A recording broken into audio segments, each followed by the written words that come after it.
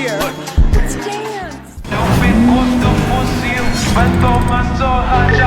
ازيكم يا فنانين؟ ايه الاخبار؟ ان شاء الله تكونوا بخير. طبعا السبيد رامب مطلوب جدا على الافتر افكتس، وحرفيا انت لو شغال في اي تخصص في المونتاج فلازم تكون بتعرف تعمل سبيد رامب، وانت كمان عارف ان السبيد رامب على الافتر افكتس مختلف تماما عن البريمير واحسن منه بكتير قوي. فتعالى بقى كده دلوقتي نفتح الافتر ونعمل مع بعض نفس الطريقه اللي انا بعملها بالظبط في السبيد رامب بتاعي. بس طبعا ما تنساش لو انت عايز توصل لمستوى متقدم جدا في المونتاج فاحنا عندنا كورس المونتاج المتقدم، هتبقى دي احسن فرصه بالنسبه لك. هتلاقي لينك الكورس تحت في الديسكربشن. يلا بينا بقى نبدا الفيديو بتاعنا، واحنا دلوقتي كده فاتحين الافتر. عندنا الثلاث فيديوهات دول، طبعا الثلاث فيديوهات دول هسيبهم لك تحت في الديسكربشن بحيث ان انت تقدر تطبق عليهم براحتك. خلينا كده ناخد الفيديو ده ونعمل بيه نيو كومبوزيشن عشان يدينا نفس الاعداد بالظبط بتاعته. في شويه قواعد عايز اقول لك عليها في الفيديوهات اللي بالشكل ده، سواء انت هتصورها او هيبعت لك اي عميل انت هتعامل معاه الماتيريال. اول حاجه، الفيديوهات دي في الاغلب لازم تعمل فيها استابلايز وانت بتصورها، يعني لازم تثبت الكاميرا بتاعتك على اي عنصر في الفيديو انت عايز تحدده، وبعد كده تعمل لوك للاستابلايزيشن ده عشان يبقى التصوير عندك بالشكل ده كده. بص هتلاقيه هو هنا كده عامل استابلايز او لوك على العجله بتاعه العربيه. الكاميرا بقى ولا بتتحرك يمين ولا شمال، ولا انت محتاج ورب استابلايزر، ولا انت حتى محتاج اي استابلايز موشن.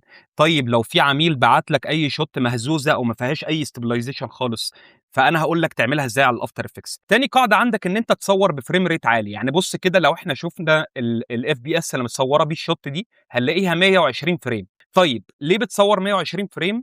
عشان كل لما الفريم ريت بيعلى فكل لما الفيديو بيبقى انعم معاك، وكل لما انت بتقدر تتحكم في السرعه وفي البطء بتاع الفيديو بشكل احسن بكتير. فيفضل ان انت تصور دايما من 60 اخرك 120، وانا بصراحه انا شايف 60 تفي بالغرض. القاعده الثالثه ان انت تحاول تصور بريزوليوشن عالي.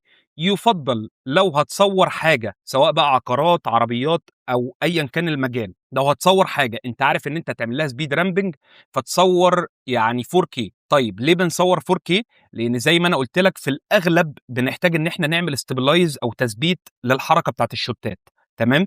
فانت لما بتيجي بتعمل استابلايز موشن على الافتر افكتس زي ما احنا هنعمل كمان شويه، بتلاقي ان الشوت بتاعتك بتتاكل، بتتقص من اليمين او من الشمال او من فوق او من تحت. فانت بتحتاج ان انت تعمل ايه عشان ترجع الشوت زي ما كانت؟ بتحتاج ان انت تعمل لها زوم او بتحتاج ان انت تعمل لها سكيل. فبالتالي انت كل لما بتكبر الفيديو عندك اكتر الكواليتي او الجوده بتاعته بتقل، فالموضوع بيبقى صعب معاك. فانت لما بتصور 4K انت هنا كده يعتبر بتاخد احسن ريزوليوشن او احسن جوده، فمهما كبرت فيها يعني بشكل معقول الموضوع عندك مش هيتاثر قوي. تعالى بقى كده دلوقتي نشوف الشوتس اللي عندنا. اول شوت اللي هي دي، تاني شوت احنا هننزلها عندنا على التايم لاين، هنحطها مثلا تحت الشوت دي وهي الشوت دي، تالت شوت وهي دي. نسيت برضه اقول لكم قاعده تاني في التصوير بتاع الشوتس دي، ان لازم تكون في حركه، يعني تاخد مدى كويس جدا من الحركه للشوت. تمام؟ طيب تمام. تعالى بقى كده دلوقتي نخفي الشوتين اللي تحت دول، وهنيجي كده نحدد الاثنين مع بعض، وبعد كده هنقدمهم قدام شويه ونركز على الشوت الاولى اللي عندنا دي. احنا مثلا الشوت الاولى دي احنا عايزين ناخد فيها الجزئيه دي، فانا هاجي اعمل كنترول شيفت دي بحيث ان انا اقص الحاجه اللي انا مش محتاجها اللي هي دي كده. تمام؟ انا عايز الحته دي بس. هنفترض ان الشوت دي عندنا مهزوزه واحنا عايزين نعمل لها ستابلايز موشن، عايزين نعمل تثبيت للحركه. فهنعمل ايه بالظبط؟ هنيجي كده نقف عند الشوت وبعد كده ندوس كليك يمين، وبعد كده نعمل بري كومبوز. وانت عامل بري كومبوز هتيجي تحدد موف اول اتريبيوتس وتحدد ادجاست كومبوزيشن ديوريشن تو تايم سبان. تمام؟ بعد لما انت عملتها كده هتيجي من هنا كده تدوس على ستابلايز موشن، هتلاقيه فتح لك لاير تاني مخصوصه بس للاستابلايزيشن اللي احنا هنعمله، وهتلاقي فيه المربع اللي مكتوب عليه تراك بوينت ده. المربع ده بكل اختصار احنا بنحدد بس الحاجه اللي احنا عايزين نعمل استابلايز او تثبيت ليها وبنحط المربع ده عليه. فاحنا هنيجي هنا كده بس في الاول يعني هنصغر كده او هنعمل زوم اوت شويه، وبعد كده هنكبر المربع ده عشان افهمك ليه هو متقسم لمربعين كده. هنقول مثلا اعلى حته فيها كونتراست، احنا دايما بنحط المربع بتاعنا على اعلى حته فيها كونتراست موجوده عندنا. تمام؟ اعلى حته فيها تباين.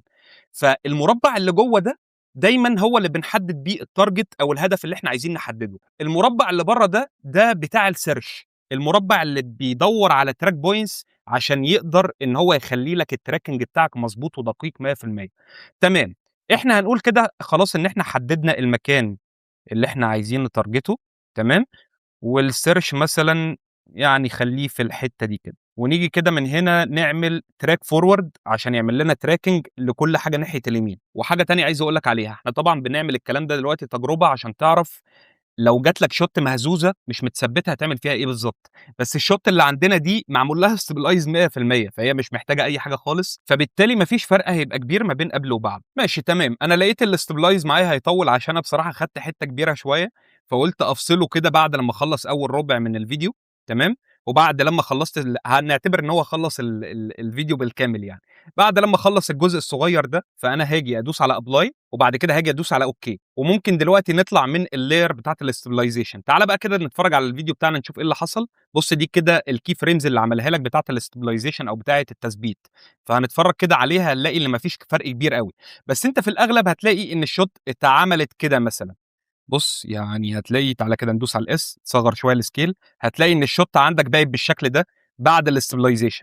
فكل اللي أنت بتعمله باختصار إن أنت بتيجي بتدوس برضه على الS زي ما إحنا عاملين، وبتكبّرها شوية عشان تخفي الحواف السودا اللي بانت عندك في الفيديو دي. هو ده كده الموضوع بكل اختصار بتاع الstabilization، ده في حالة إن أنت جات لك شوت محتاجها. طيب إحنا هنرجع كده خالص ونبتدي بقى الشغل بتاعنا الطبيعي جدًا. هي دي الشوت اللي إحنا عايزين نبدأ بيها، فأنا هاعمل لها برضه cut تاني وهاشيل الحتة دي. تمام. وهنعتبر إن إحنا دلوقتي هنشتغل على الحتة دي في البداية، فهنعمل إيه؟ هنيجي كده نحدد الشوت دي وبعد كده ندوس على كليك يمين ونطلع فوق نجيب التايم ونعمل enable time remapping بحيث إن إحنا نقدر نسرّع الشوت بتاعتنا. هتلاقيه كده عمل لك key frame هنا وkey frame في الآخر. أنت الkey frame اللي في الآخر دي في الأغلب أنت مش محتاجها، أو ممكن الkey frame اللي في الآخر دي أنا هاقول لك على طريقتين. ممكن الkey frame اللي في الآخر دي تقدّمها كده شوية، كل لمّا الkey frames بيقرّبوا من بعض الحركة بتبقى أسرع، كل لمّا الkey frames بيبعدوا عن بعض الحركة بتبقى أبطأ. أنا في الأغلب اللي أنا باعمله إيه، إن أنا بامسح الkey frame الأخيرة دي مش محتاجها، وباجي كده باشوف أنا عايز أبتدي منين. مثلًا أنت بتتحرك من هنا تمام، أول لمّا بتيجي تقف هنا كده بيجيب لك الإيد دي أو الhand دي، بتيجي بقى هنا كده بتمشي يمين عشان تقول له والله أنا عايز أبدأ من هنا، لأ أنا عايز أبدأ الحركة بتاعتي من هنا، عايز أبدأ من أول frame وهكذا الموضوع. وبتيجي تمشي قدّام شوية وبتبتدي تسرّع الفيديو بتاعك بالشكل ده، برضه بتتحرك يمين. تمام. والله هاقول له مثلًا أنا عايز من هنا لهنا كده. حلو. بُص لو مشيت هتلاقي إن الجزء ده ثابت معاك ما بيتحركش أو بيتحرك بطيء جدًا، جدًا، فأنت بالتالي مش محتاج الجزء ده. طيب ليه بتلاقي الجزء ده كده؟ لإن في ناس كتيرة ما بتفهمش الموضوع ده وبتتلخبط فيه، لإن أنت هنا عملت تسريع كبير جدًا، جدًا، فالفيديو خلاص ما بقاش باقي فيه أي حاجة. فتعالَ كده عندك واقطع الجزء اللي إحنا مش محتاجينه ده، وتعالَ على الtwo key frames اللي إحنا عملناهم دول، حدد الاتنين مع بعض، وبعد كده دوس على F9. ليه بنعمل F9؟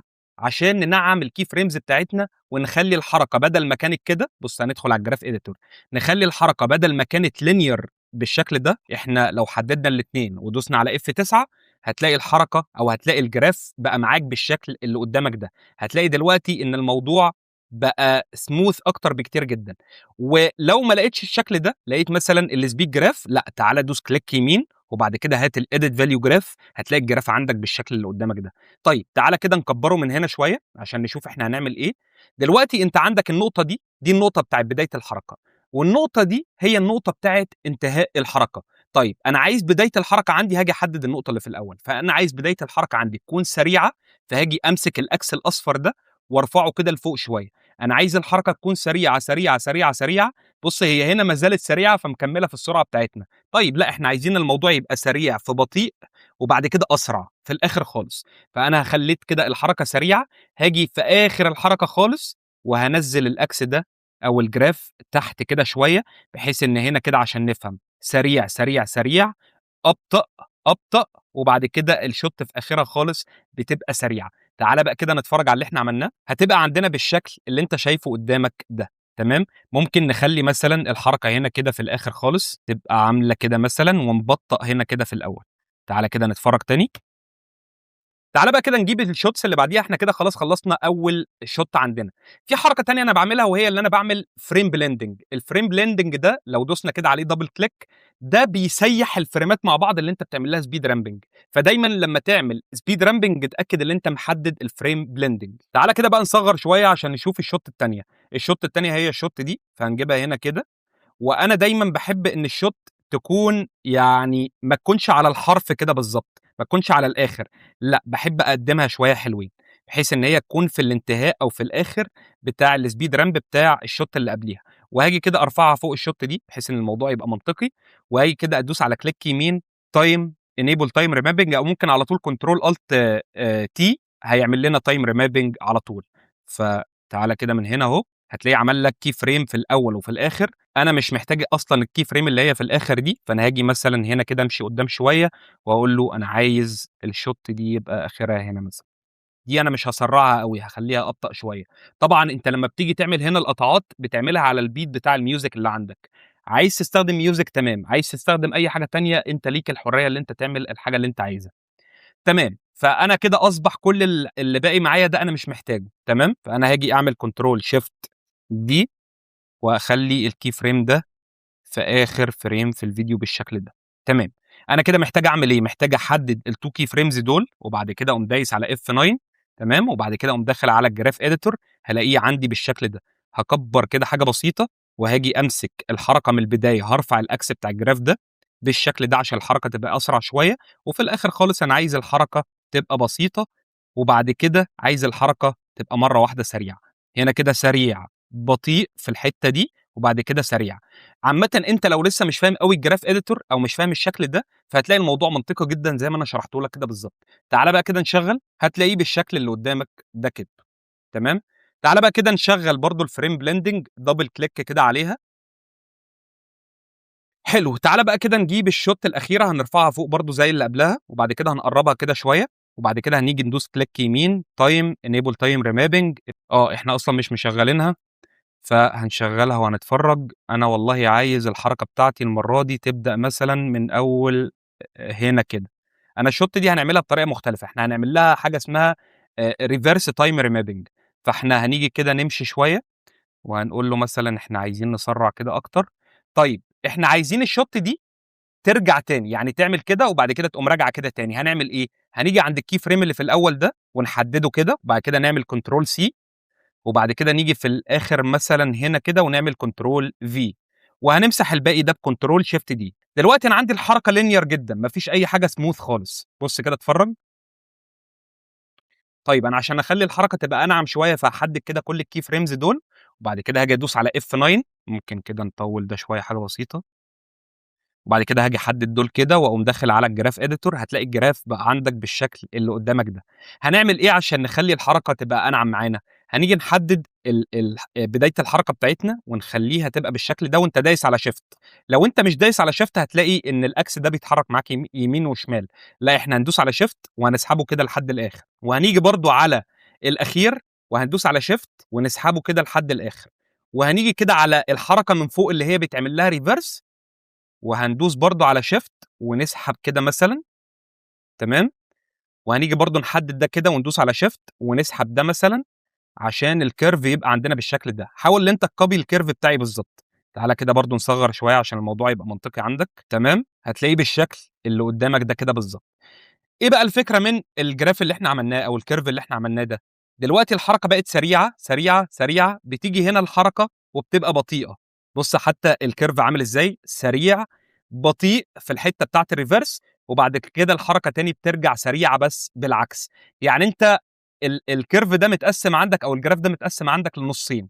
النُص ده أنت بتعمل له copy هنا بالضبط، فالموضوع هتلاقيه يعني في سيمترية كده. تمام؟ هنيجي كده نطلع من الجراف ونيجي نعمل الframe blending بتاعنا ونتفرّج كده على كل حاجة من البداية، بس أنا عايز أقدّم ده كده حاجة بسيطة شوية.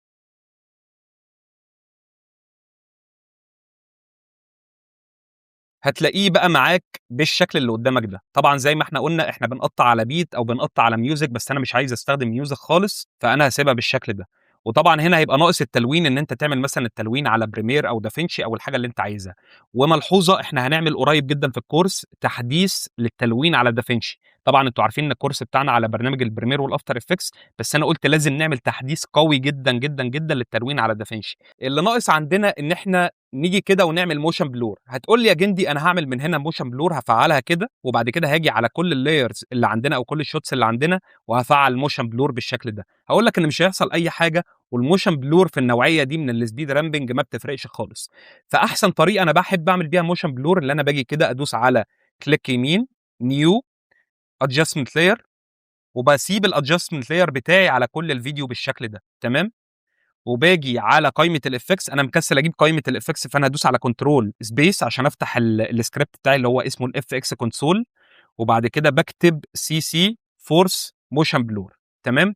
ده اقوى موشن بلور يعني هتستخدمه في السبيد رامبنج بشكل عام، وعلى حسب بقى انت عايز الموشن بلور يبقى قوته قد ايه او السامبلز بتاعته قد ايه. ممكن تخليها 8، ممكن تعلى لحد 20. بس خلي بالك ان الموشن بلور خاصة الفورس موشن بلور قوي جدا، ففي الأغلب لو الجهاز بتاعك يعني متوسط أو أقل من المتوسط ممكن الجهاز بتاعك ما يستحملوش. وأنا ساعات بخلي الشاتر أنجل 360، ساعات بسيبها على 180، يعني الموضوع عادي جدا. تمام. وبعد كده بشغل، بص هتلاقيه بالشكل ده. طبعا انت بقى لما يبقى عندك بروجكت كبير انت شغال عليه هتلاقي الموضوع مختلف تماما. بس ودي كده كانت تقريبا اغلب التكنيكات اللي انا بعملها في السبيد رامب على الافتر افكتس. لو عجبك الفيديو ده ما تنساش تعمل لايك وتعمل سبسكرايب، واكتب لي في الكومنتس محتاج نشرح ايه في الدرس الجاي. ولو عايز توصل لمستوى متقدم في المونتاج فما تنساش تعرف تفاصيل كورس المونتاج المتقدم اللي هتلاقي اللينك بتاعه في الديسكربشن. السلام عليكم.